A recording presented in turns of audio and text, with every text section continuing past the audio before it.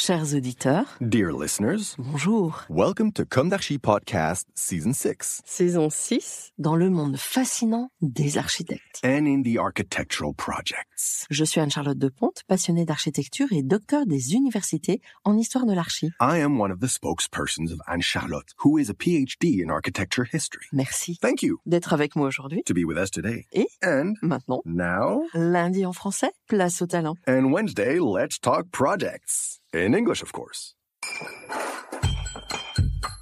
Bienvenue dans Comme d'Archi.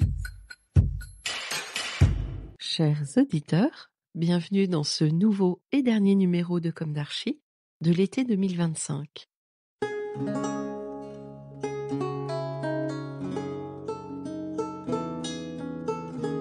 Sur le thème Petite chronique et beau château. Ici Anne-Charlotte, je vous emmène en Bourgogne aujourd'hui, au château d'Ancy-le-Franc.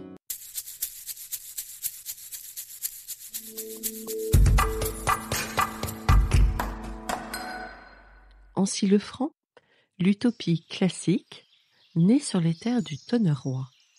Il est en Bourgogne, un château qui ne ressemble à aucun autre. Ni tout à fait ligérien, ni tout à fait italien, ni même strictement français. Le château d'Ancy-le-Franc est une œuvre singulière, un objet architectural conçu dans un moment charnière de l'histoire des formes au mi-temps du XVIe siècle, lorsque la France hésite encore entre les dernières flamboyances du gothique et les promesses d'un monde régulier, mesuré, inspiré par l'Antiquité redécouverte.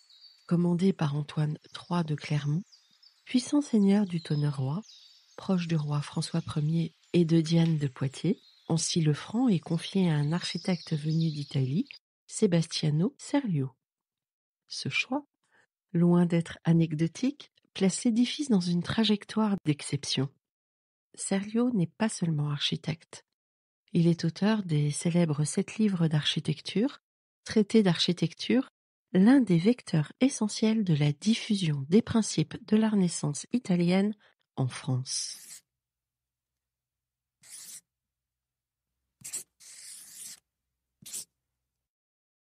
À Ancy-le-Franc, ce n'est pas un palais que l'on bâtit, c'est un traité d'architecture en 3 dimensions, un manifeste humaniste en pierre.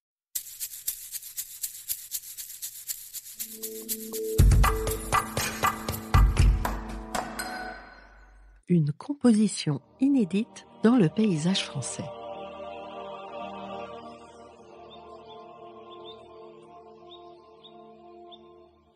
Le plan d'Ancy-le-Franc rompt radicalement avec les châteaux médiévaux ou ceux de la première Renaissance française.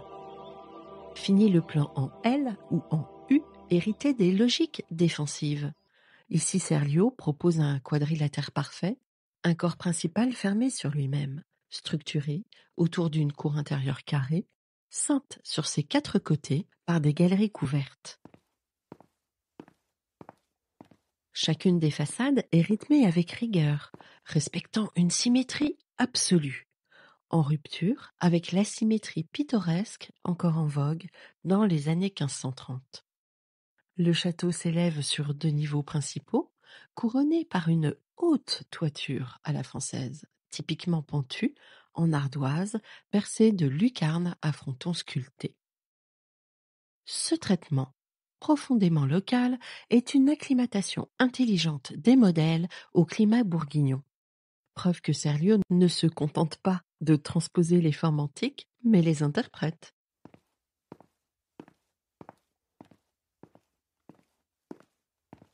Chaque angle du bâtiment est renforcé par un pavillon carré, légèrement saillant, donnant au plan une stabilité visuelle et fonctionnelle.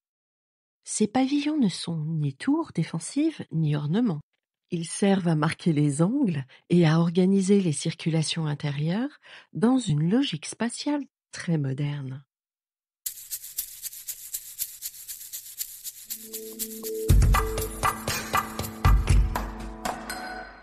Un langage architectural emprunté à la grammaire antique. Sur les façades intérieures de la cour, Serlio déploie tout un répertoire. L'organisation des travées, est scandé par un système régulier de pilastres supportant un entablement complet dans le respect rigoureux des proportions vitruviennes. Les baies rectangulaires, surmontées de frontons triangulaires ou curvilignes, alternent et les niches à coquilles jouent des reliefs, souvent aveugles, mais dans un rythme de vide, de plein, qui évoque les façades de Bramante. L'élévation des façades sur la cour présente une ordonnance rythmique par la disposition variée des ouvertures, alternant avec des doubles pilastres cannelés séparés par la fameuse niche à coquilles. Ce n'est plus la répétition monotone d'un motif, c'est l'influence de Bramante à la cour du Belvédère. L'utilisation de la bichromie entre pierre de tonnerre, beige clair, et la pierre de Chassignel, plus grise, qui accentue les effets plastiques de l'ensemble. Serlio peint avec la pierre, pour ainsi dire. Il en utilise la teinte dans sa masse. La cour d'honneur, souvent citée comme l'une des plus belles de la Renaissance française, est une œuvre d'équilibre presque musicale. Ses proportions sont harmonieuses, presque dorées. Elle évoque, par sa rigueur, les cloîtres italiens, mais ici l'espace n'est pas religieux. Il est civique, laïque, public, à l'image de l'humanisme de la Renaissance.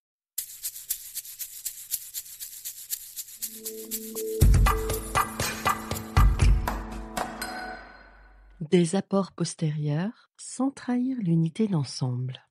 Au fil des siècles, des campagnes de travaux vinrent altérer certains équilibres. Le XVIIe siècle, plus sensible à la lumière et au confort, perça de nouvelles fenêtres sur certaines façades, brisant la rigueur originelle des travées.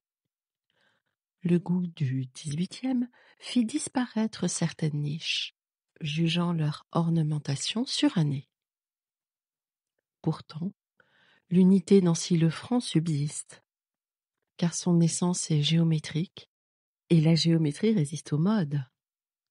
On peut altérer une travée, un décor, une corniche. L'ordre général, lui, s'impose encore. C'est la puissance des architectures dignes de ce nom.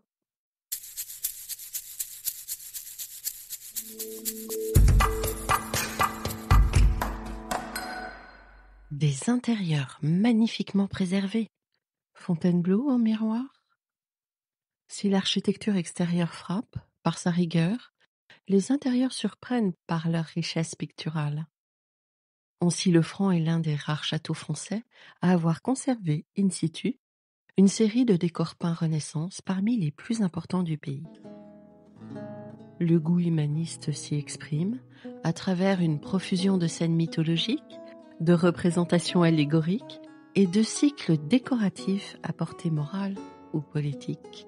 La salle des Césars, la galerie de Farsal, la salle du Zodiaque ou encore la chambre des arts libéraux sont des joyaux de peinture murale, mêlant influence italienne et tradition française.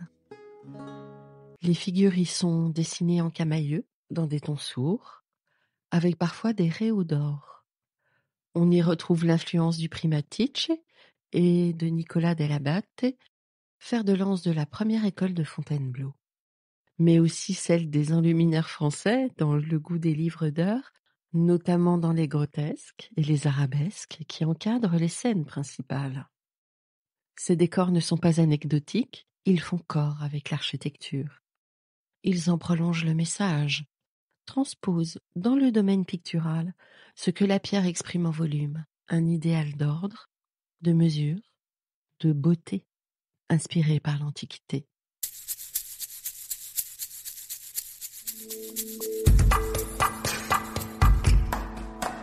Le parc, un écrin en mutation perpétuelle. Comme beaucoup de grandes demeures françaises, Ancy-le-Franc fut dès l'origine entouré de jardins. Mais ceux-ci, à la différence de l'architecture, furent profondément remodelés au fil des siècles.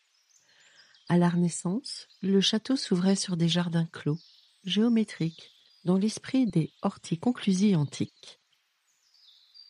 Au XVIIe siècle, Louvois, nouveau propriétaire, fit appel à André Le Nôtre, qui restructura le domaine dans le goût français. Grands axes, miroirs d'eau, canalisation du canal de Bourgogne. Au siècle suivant, sous l'influence des Lumières, le parc se transforma en paysage romantique. On y planta des bosquets, on y construisit des fabriques, on y aménagea un parc à l'anglaise, plus propice à la rêverie qu'à la démonstration. Aujourd'hui, le parc fait l'objet d'un projet de réinterprétation confié à la paysagiste Laure Cognam, qui redonne forme aux parterres est et ouest, dans le respect de l'histoire bien sûr, mais avec une sensibilité contemporaine.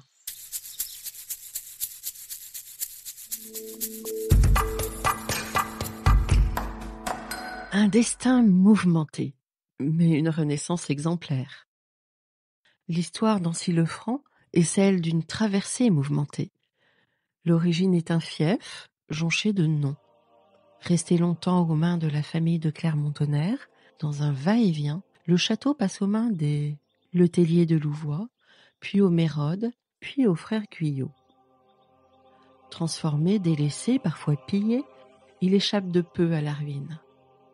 Mais à la fin du XXe siècle, un nouveau chapitre s'ouvre aux portes du XXIe siècle. La société Paris Investir SAS acquiert le domaine, avec l'appui de la Drague Bourgogne, engage un programme de restauration méthodique et exemplaire.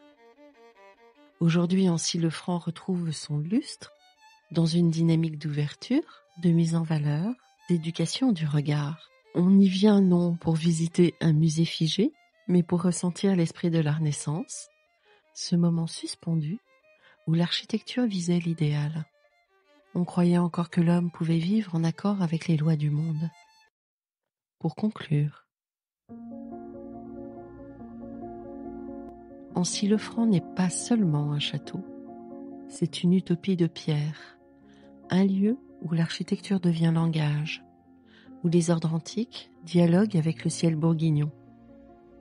C'est aussi un message, celui d'un humanisme qui croyait que le beau pouvait rendre meilleur, et peut-être, en écoutant ces murs, en arpentant ces galeries, entend-on encore aujourd'hui le souffle discret d'un monde réconcilié. C'est dans cet esprit que nous concluons notre série de l'été. Un grand peuple est celui qui œuvre pour le meilleur, qui construit avec responsabilité, qui restaure, qui se connaît son histoire.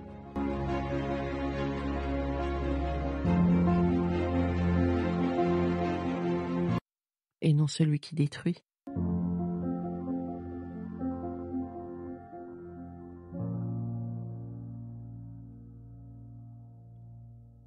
Chers auditeurs, rendez-vous la semaine prochaine pour une nouvelle saison, la 7 déjà. Une diffusion légèrement remaniée.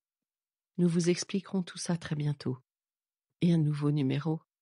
D'ici là, prenez soin de vous. Au revoir.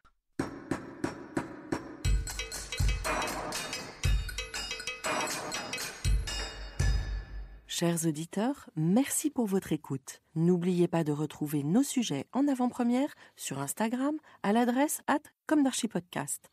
Si vous aimez ce podcast, favorisez sa diffusion en lui donnant 5 étoiles sur Apple Podcast, plus un petit commentaire, ou sur votre plateforme de podcast favorite. Et surtout, abonnez-vous pour écouter tous nos épisodes gratuitement.